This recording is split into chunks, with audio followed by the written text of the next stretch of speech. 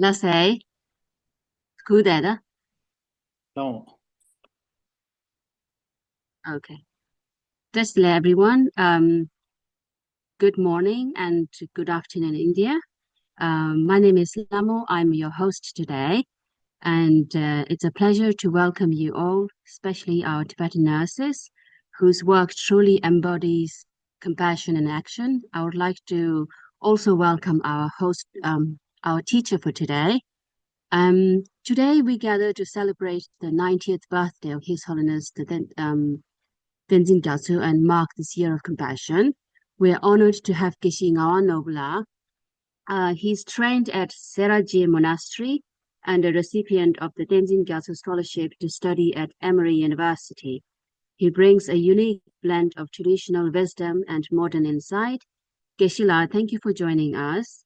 And now invite Geshe-la to guide us through the session. Thank you. Tashidile. And also, I think if somebody is participating from London, I think it's good morning. Uh, well, as I was introduced, someone who is, well versed in both tradition. For for that, I just want to, put this disclaimer. I'm not a scholar.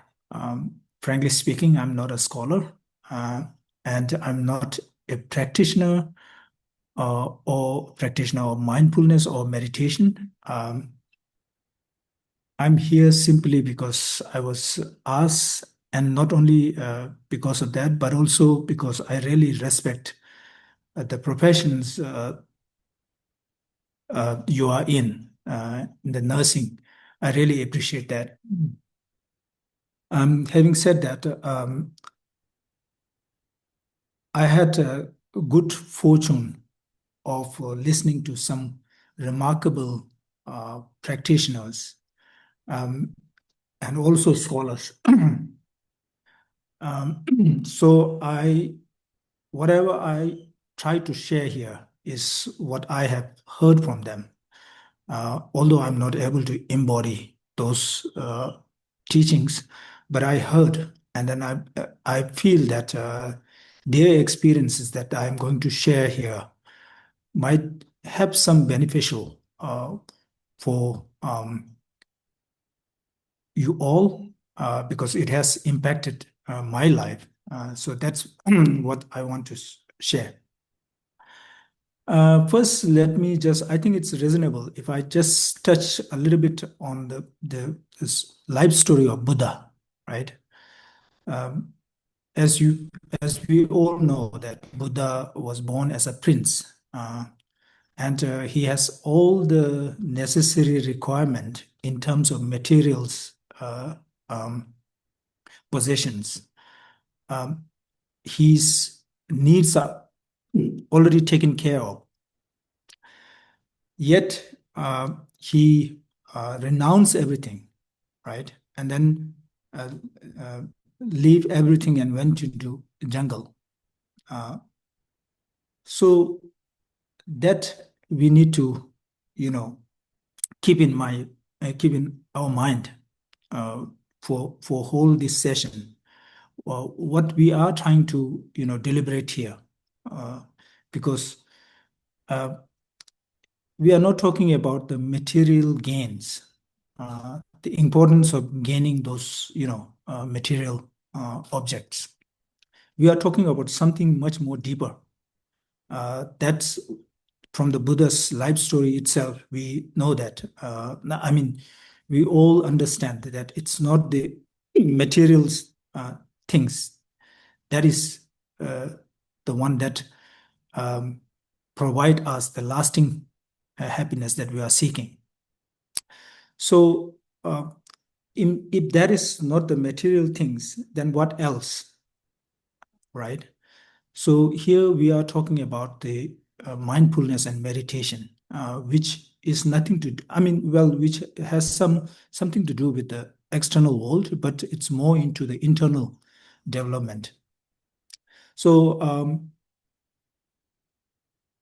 but when I say that Buddha has left everything, I'm not saying that we all have to go on that path. That's not you know uh, feasible for everybody, right?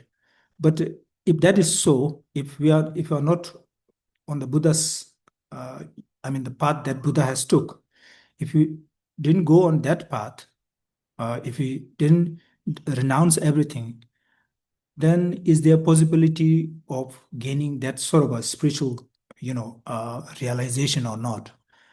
Of course, that's possible. In fact, one of the Tibetan scholars, Sakya Pandita, has clearly stated that, if you practice the path properly, regardless of your remaining as a householders, you have the possibility to achieve liberation or lasting happiness, right? So, so the trick is that, it's not that you need to go through that similar sort of a path that Buddha has took, but there is a way to, um, um, enhance the actual capability that's there inside you, like within you. So what I'm trying to touch here is that because we are living in a um, very different world now, right? Very different world, as we all are aware, right? In fact, we have that sort of a sense of uh, um, um, curving is there, like just to get distracted every now and then, right?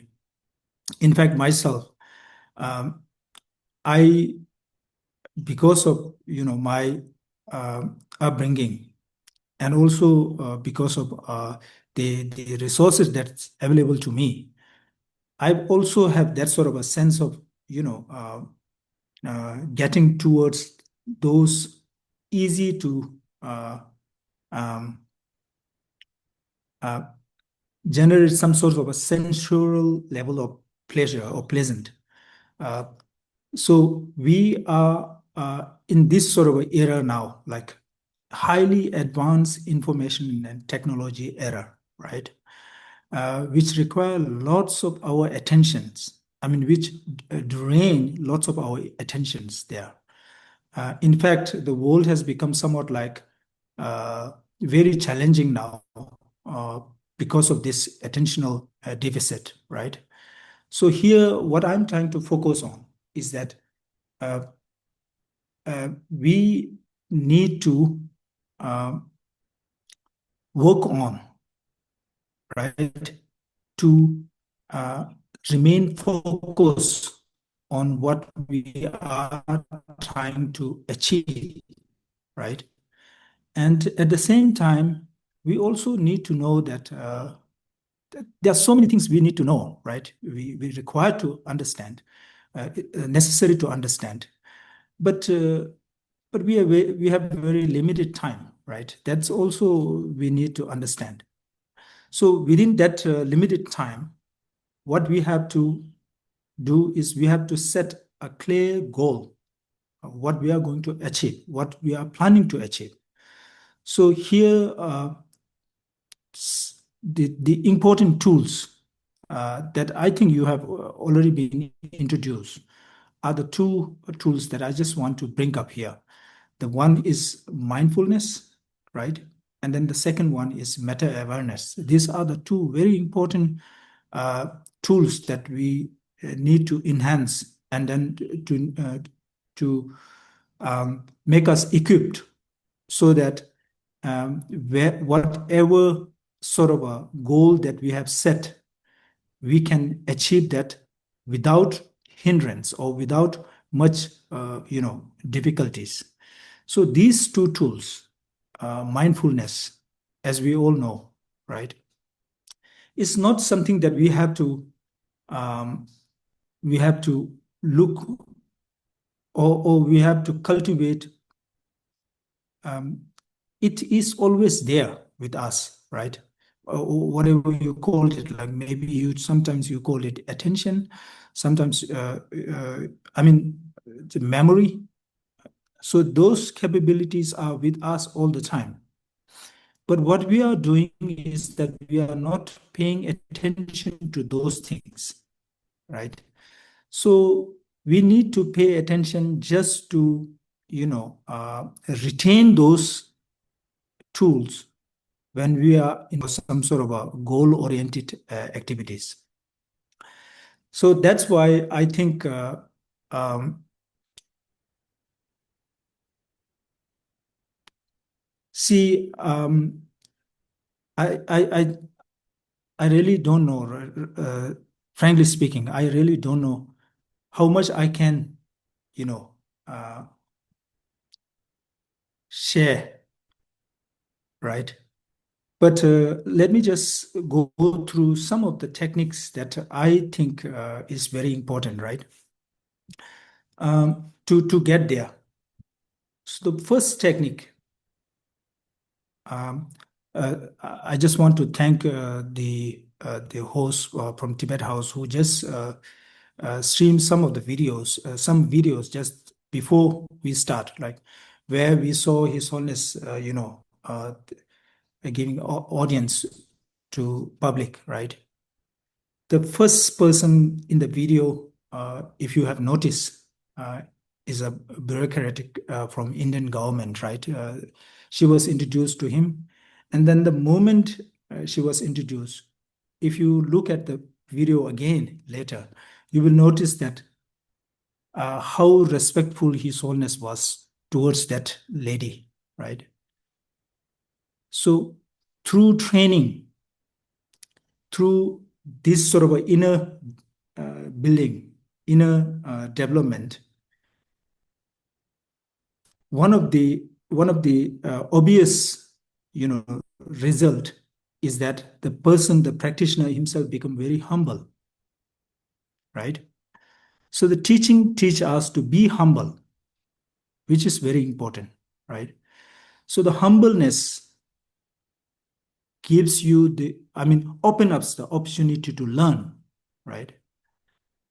If you are not that humble, if you gain knowledge, and then if instead of that knowledge uh, helps you to uh, remain down to earth kind of a person,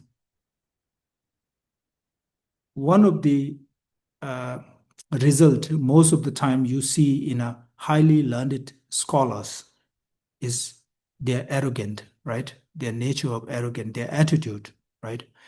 So actual teaching teaches us to remain down to earth kind of an attitude, retain that kind of an attitude. That's very important. That's the first step, right? So, we can talk about mindfulness, and then we can talk about different types of meditations, right? But at the end, if you are not able to remain in that humble nature, what's the point, right? You have all the tools, you have all the weapons, and then if you are not able to tame your mind with those weapons, you might use that in a very, destructive way that we are seeing these days, like, the conflict that are taking place. I mean, you don't have to look far. You just look the everyday morning newspaper. You will see how the uh, two teams, two different leaders are communicating.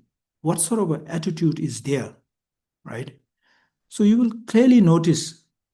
So that's why, if you really want to see the result of the teaching of the Buddha himself, right, or the teachings of his followers, Nagarjuna and Arya Sangha, or even His Holiness the Dalai Lama, or other great Tibetan practitioners, right?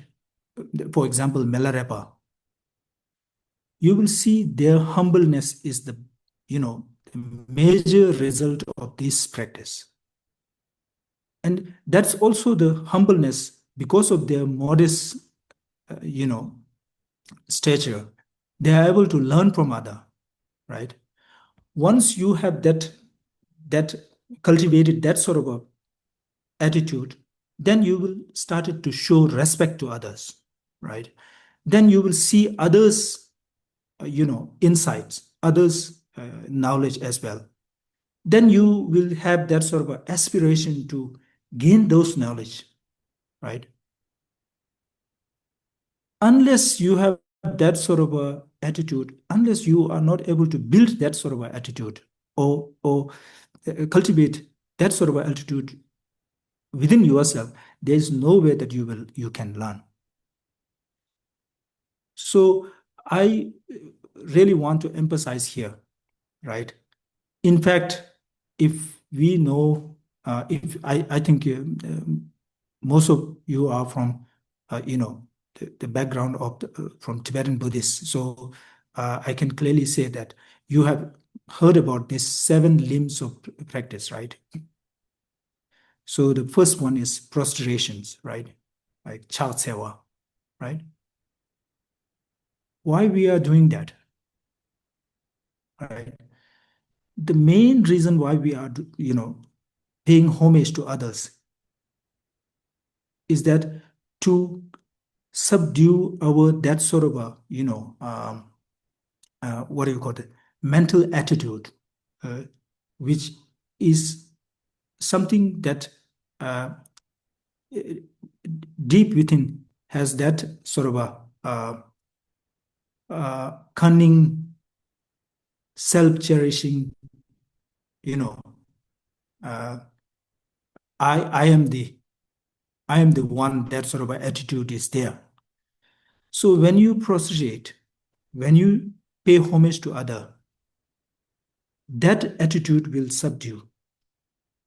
That's when the doors to learn opens. That's when you see others, wisdom, knowledge. That's when you will start to appreciate their knowledge. So that's very important.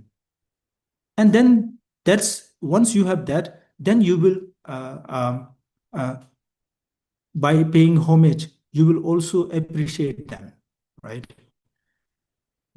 That through that way, you have that second. I mean, I'm not going to talk about the spiritual part. I'm just talking about building a relationship, right? So once you see the knowledge that your colleague has possessed, right? You will start to appreciate that, right? You will start to pay respect to that person, he or she, right? And then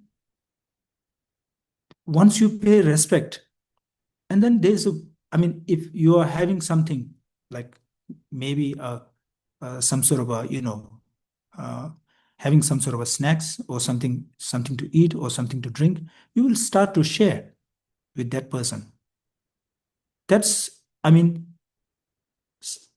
if you are talking about the spiritual path, it's Chivapure, right? It's nothing but sharing. Because you saw the knowledge that person has possessed. You admire that. Then you started to offer, right? Normally, it's very easy to offer to the Buddha statues, uh, and in thought you can offer anything because you don't have to part with that, right? Right. So, in fact, in front of altar, you put fruits, best, drinks, and then later you will have all this, right? But if you really have that sort of a sense of, admirations towards your colleague, then you started to share whatever you have, little, thing that you are, then that builds the connection. So it starts with humbleness.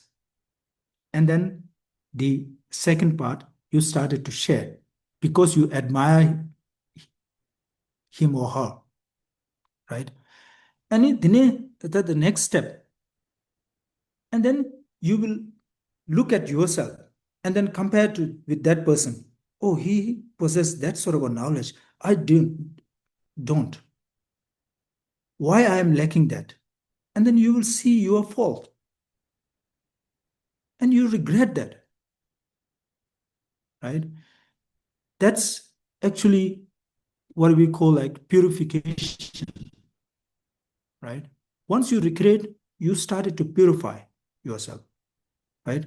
Okay, I got same opportunity, but I am not able to accomplish this. Why? And then you see your fault, your laziness, whatever it could be. Maybe you got distracted all the time, you know, or you just waste your time. And that's when you see your fault. That's when you see, oh, that's wrong, right? You regret, and then you try to mend that, right? That's the third step, right? So it already started from being humble, trying to see the wisdom in others. So the third step take place, right? And then the fourth one. So, I mean, this is the seven limbs of prayers that I'm talking about, but in a practical way, right? Not talking about becoming an enlightened being, which is, I don't know, I mean, I don't know about your spiritual realization, but in my case, I try to be very practical. I just go through day by day sort of a practice. And then once you see see your fault, and then you want to mend that, and then you start to appreciate. That's normally what we call Jesvirang. Easiest ways to accumulate merits, virtue. We are, I mean, it's easiest, but we are not using it. Unfortunately, we are not using it. In most of the time, we just try to see the drawbacks or the faults of others, pointing those out, blaming them, not seeing the good qualities of them, and then appreciating them. In fact, this is the best way to accumulate merits, appreciating others, qualities, good qualities, or actions, right? If you do something, right? If you do something, well, there are these days there are so many on YouTube who are contributing to poor, or helping others. But if you look into the comment sections, there are some terrible people there, like commenting very negative things, like this is unfortunate, right? So just appreciate what they are doing. I mean, at this point, let me just, if I may, I will just touch upon a story about that took place at the time of Buddha. So as you know, like Buddha and his disciples go for alms, right? For lunch, right? They were offered lunch everywhere, like every day. They were invited for by some businessman, some rich person. So at that time, there was a beggar, right? Who always appreciate, who goes to the uh, place where Buddha is being hosted. Buddha and his followers are hosted for lunch, and he sit outside, wait for his share. At the same time, he always appreciate, oh, how fortunate that person who is sponsoring the lunch today.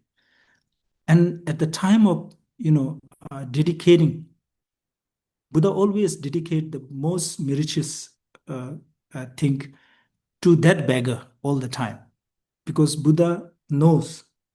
that he is the one who is generating most virtue just by appreciating. The sponsor, actual sponsor, might have some sort of a, that pride within him.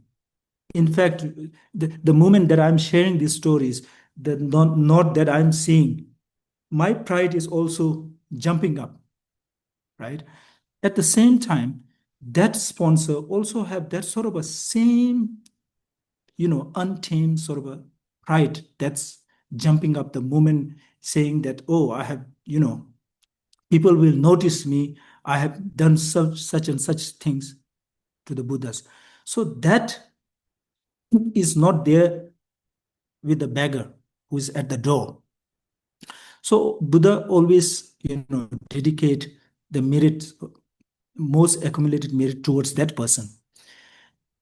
And one time, uh, one of the sponsor doesn't want to happen that, right? So he asks Buddha's uh, immediate disciple, Ananda, like Kungao, and seek his advice to get the dedication towards him. So what Ananda did, that's I mean that could be a myth, I'm not sure. So what that he was advised by Ananda to um, to disturb that beggar, right? Just the moment before Buddha started to, offer the dedication, disturb him, like uh, don't give him alms, right? So the moment that happened, that beggar get agitated and started to, you know, say some bad things. That was the time Buddha gave the dedication to that sponsor. So here, one lesson you need to know is that try to appreciate what others are doing, regardless of, I mean, don't look for something hidden agenda, right? Sometimes you just make up something in your mind, right? That resulted in that sort of a uh, suspicious kind of a attitude, which is not healthy.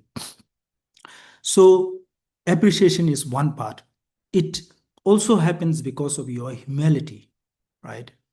So that once you have, started to appreciate,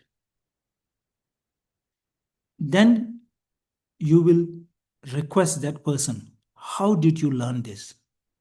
How were you able to manage this in this, busy scheduled or busy scheduled, whatever you call it, right? So how did you do that? So you will learn from his technique. So that's what we are requesting in Seven Limbs. Please teach, right? That's the after appreciation we started to request for teaching. Teaching is nothing but you have, gained such amazing knowledge, amazing, realizations. How did you do that? Please tell me. That also happened because of your humility. If you are not humble, you will not go for that, right? So here, humility also, opens that door. And then once you receive those teaching, and then you know that amazing teaching, right? And then you will request, please remain in this state, right? Don't go away. Please stay here. Continue teaching. That's in the seventh limbs, it's more like, I mean, stay for long life, right?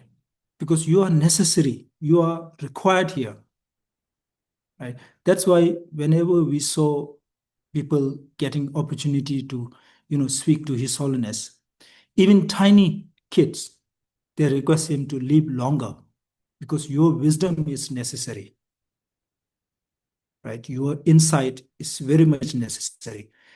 So that's what I'm trying to, present here. So all this happens, right? because you see the virtue of being down to the earth kind of a person. This all happened because you know that you are a single, right? And then the world is, or the humanity itself is a huge, right? And then you are just tiny part of that. If you, I mean, build, if you, just cultivate that sort of a attitude, then I think so many amazing things will happen to you.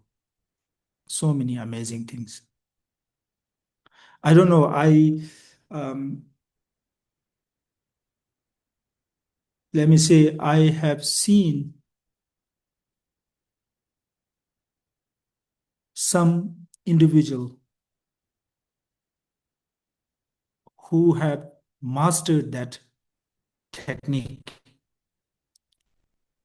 that they never get agitated.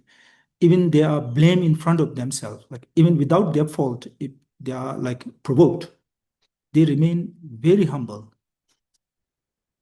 And then at the end, they gain all the, you know, appreciations, all the recognitions.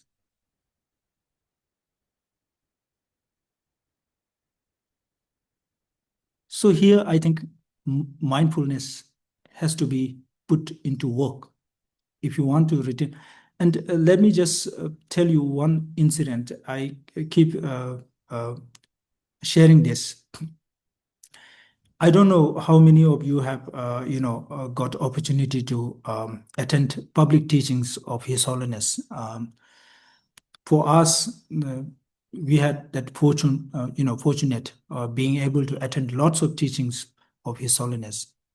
But I'm sure that you have seen videos where he give lectures, right? And then sometimes while giving lecture, he started to share something, right?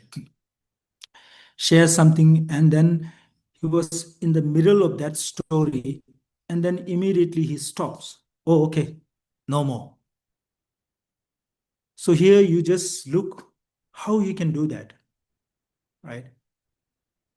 That's the meta awareness that he's applying, constantly checking where he is going, where his, thoughts are proceeding.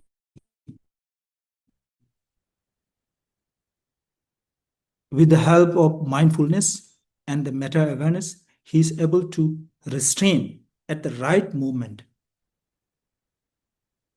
If we have that sort of a practice within us, right? If we are provoked, if we are able to, if we have these two tools with us all the time, right? Then we will not get into any sort of a trouble, because the moment these two tools, remain in a latent state, this tongue started to roll, right? Then unimaginable sort of a abusive words just throw out, which you cannot take back. Then you get into trouble. So I'm just trying to, remind you here, all here, that I know that you all are in a very hectic schedule, right? Life.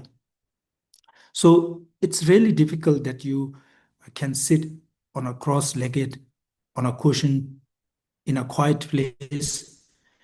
In fact, you are in a metropolitan cities, like busy, you know, with lots of things happening at the same time. So it's not suitable for you to, practice in a quiet place. But at least you can use these two tools, take them wherever you go, whatever sort of things you are involved in, right?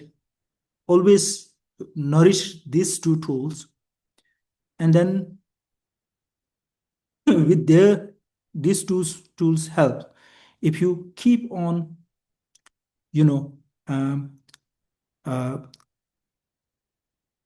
observing where your thought is proceeding, you will be able, I mean, you'll be able to, you know, evade lots of challenges.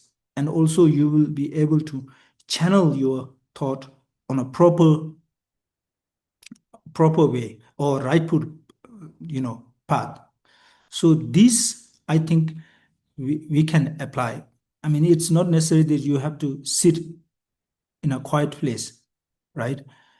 Even myself, I'm not just saying that I have that sort of a capability. No, but I'm still judging my thought while I'm speaking, because sometimes when you are able to share something, some sort of a meaningful, that pride is always ready to emerge, and then it spoil everything. In my experience, let me just I think we have 10 15 minutes.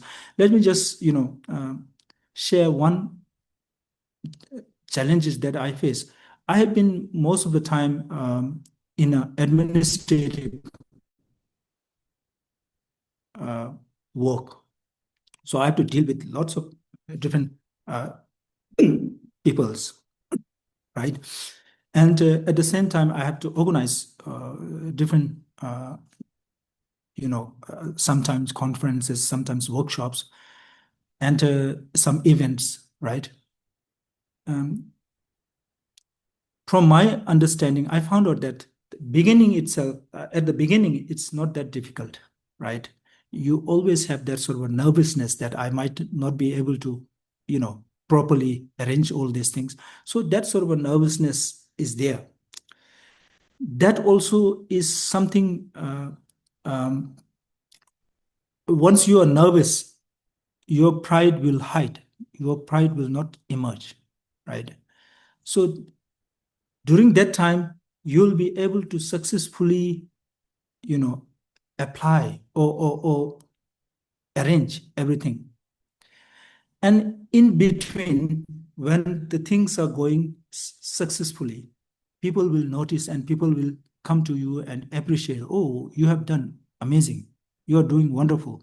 That sort of a praise you will hear, right? They are genuine appreciation. And then that moment, if you are not careful, that pride will, show up. That attitude, oh, I've done something good, right? The moment the pride takes over, it will spoil,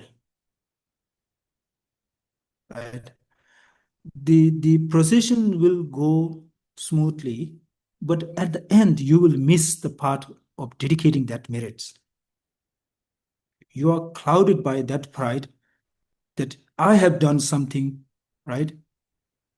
Then you forgot to appreciate that, you forgot to dedicate properly. So what's the point, right?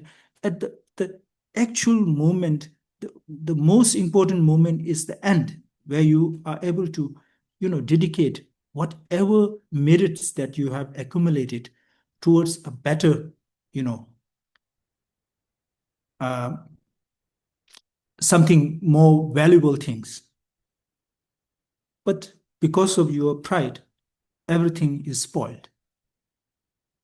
So here, I think at the beginning, meta awareness or mindfulness are important, but not that much necessary. But when you are successful, that's the moment you have to, be very cautious and remain alert. If you listen to some of His Holiness talk, right, he has, shared this on several occasions. The incident that took place when he was receiving Nobel Peace Prize, right? That just before the award, is comfort to him, right? He His always share his experience later, like he hold his right hands with his left hands, and in his thought he keep reminding himself that, oh, farmer's boy Amutundu, right? Be careful. That sort of a thought he keeps repeating in his thought. That's how you, His Holiness is teaching us how to do practice properly when you are, gaining some success, right? So I don't know whether uh, I'm able to, share, I mean, make this session a meaningful or not. But this is what I want to share with you because we are in a very challenging situation, very critical, not only as a Tibetan, but as a human beings, because the world is getting into some sort of a turmoil, right? And the resources are depleting, right? And at the same time, climate is also not that, you know, generous with us now, right? So at such a time, these external situations, right? You cannot change. There's no way that you can change everything externally. There's only one thing that is your hand. That's here. So I think it's right time. It's- I mean, we need to stay more invest. We need to invest more into inner development. That's why His Holiness has initiated different, um, you know, activities, different, and then you have all the resources online, right? You have access to all of them. You can listen to so many teachings of His Holiness. You can read all the materials online. You have all the access. It's in your hand now, right? Buddha himself has said that I have shown the path. Now it's up to you.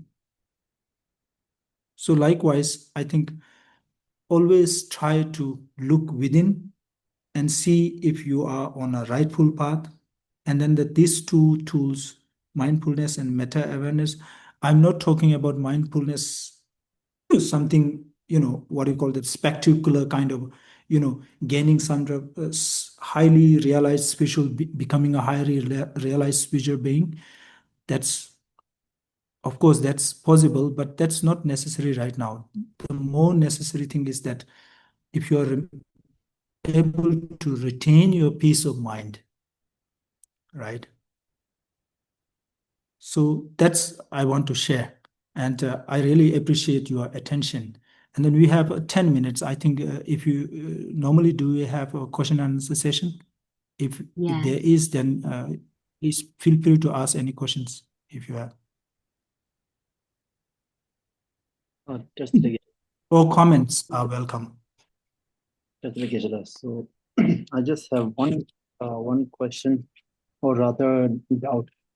So when we do food offerings or any kind of offerings to the Buddha and to Bodhisattvas and even to Rinpoches or whatever, that is considered to generate more merits than, let's say, to give foods or whatever offerings to the beggars.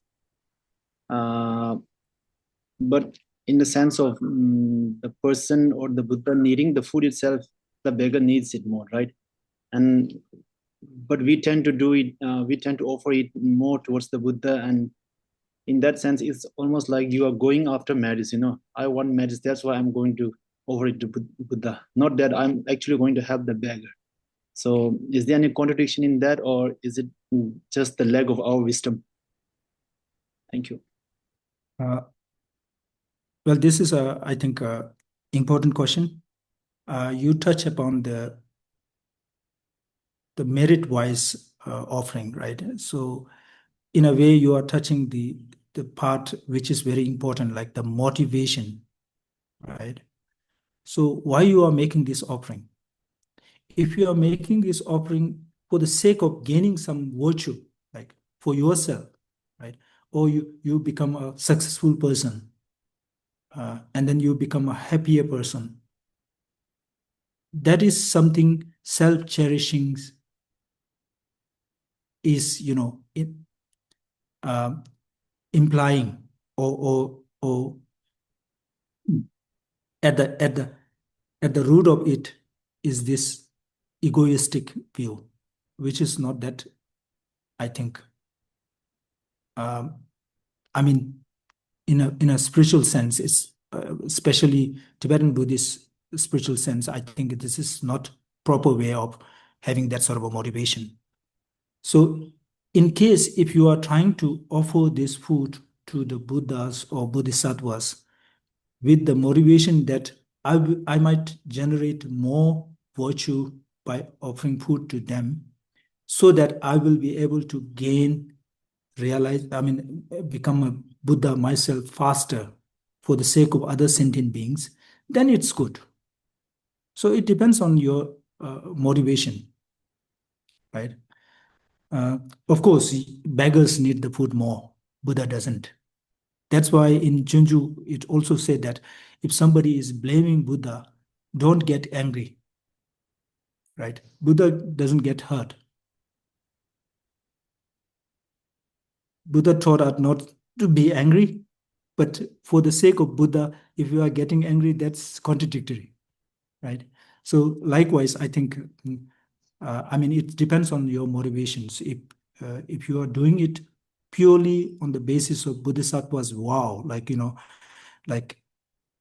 to become enlightened being for the sake of other sentient beings, if you are making this offering to the Buddhas because uh, offering to them will generate more virtue, that's perfect. Otherwise, the other motivation with other motivation, that's wrong. Okay. Oh, Thank you, Sir. Lasso.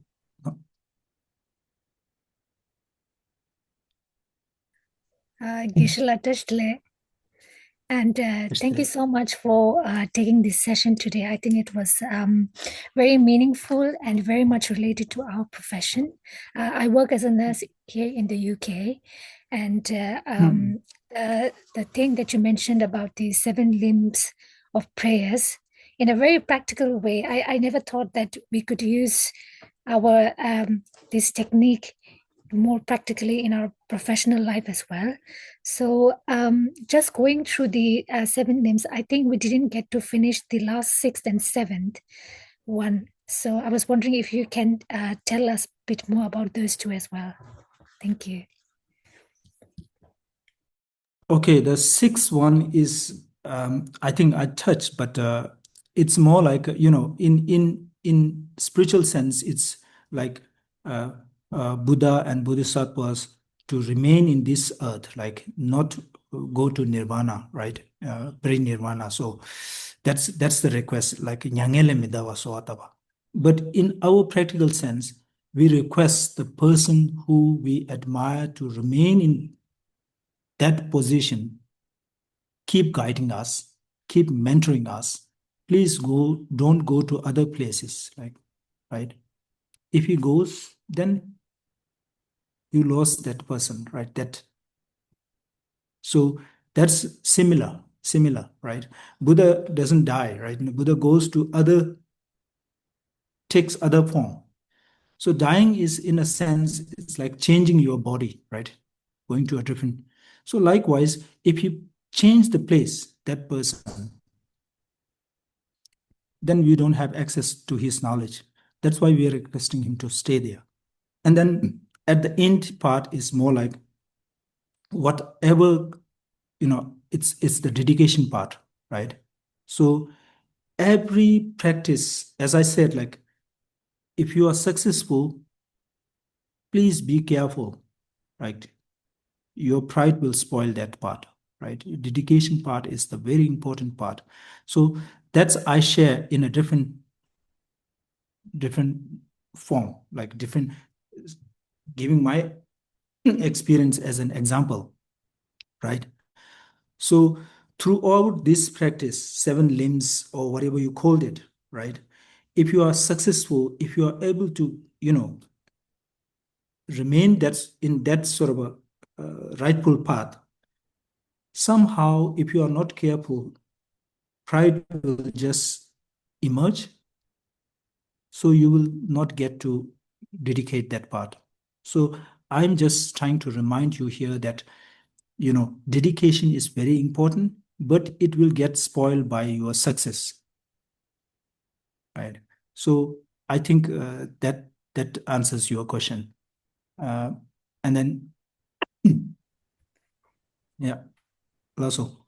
Kishla, I have one question. Yes. Thank you so much for your teaching. For me, it was excellent. It was very clear. It was very practical. My question is, how do I um, how do I stay positive in today's world? Like it's quite difficult. The news is terrible, like with wars going on, and obviously we have our own problem with Tibet. Um, when I follow the news every day, and I find it quite difficult to remain positive in daily lives. Obviously, there's war, but we still have to carry on with our lives, with family and children. So I just wanted to have a practical way to still remain positive and carry forward. I just wanted some practical advices, or especially like you, how do you remain positive? Thank you. Well, I totally understand. I mean, it's really challenging, really challenging. Uh, I have that sort of a feeling, despair on many occasions, right? I feel like disappointed. I feel, discouraged. But if you look at things broader, like if you expand your perspective, right? Let me just tell you one thing. How many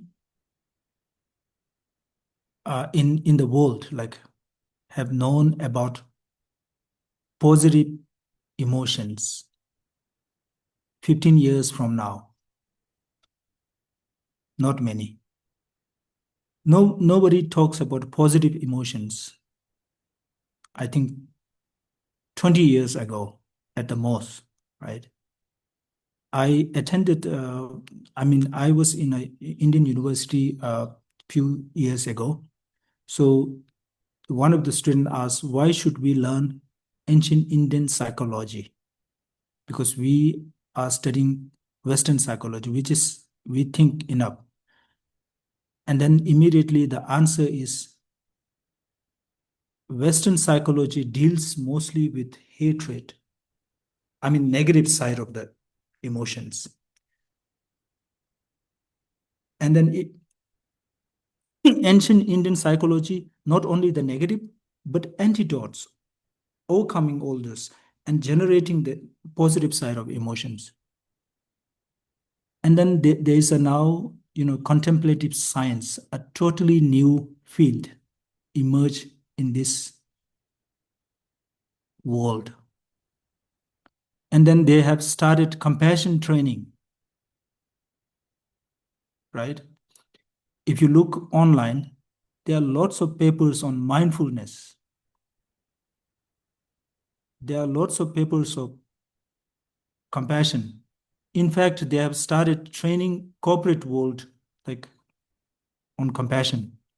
They have introduced curriculum on, attention and this positive emotions in kindergarten to 12th grade, right? So things are, I mean, if you look at only one side, you might lose your hope. But if you look at the other side, which is trying their best to sustain this world, using different techniques, different organizations coming up, right? I think there is still hope.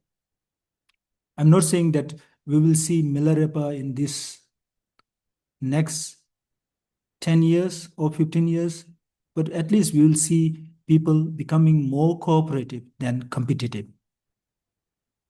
As the resources depleted, needs become scarce, people will come together.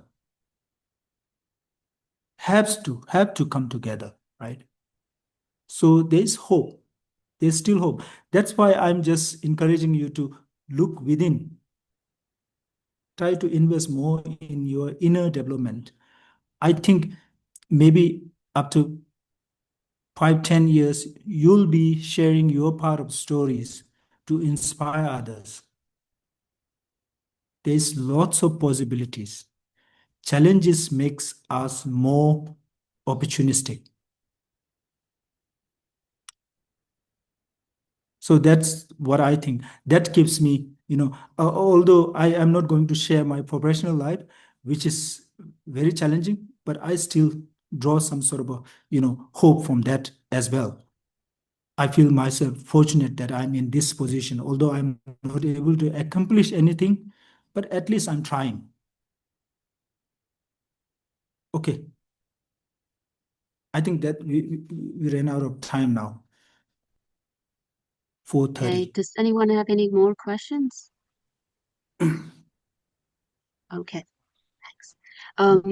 Yeah, I wanted to conclude now then. Thank you so much, Gisela. I thought it was a really, really good, practical, very clear teaching, and I enjoyed it a lot. Thank you very much.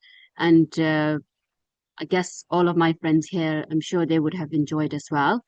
Thank you very much. And I wanted to thank Tibet House, our IT team, for all their help. Thank you very much. Have a lovely weekend. Thank you. Thank you. Thank you. Thank you. Thank you. Thank you. Thank you. Thank you.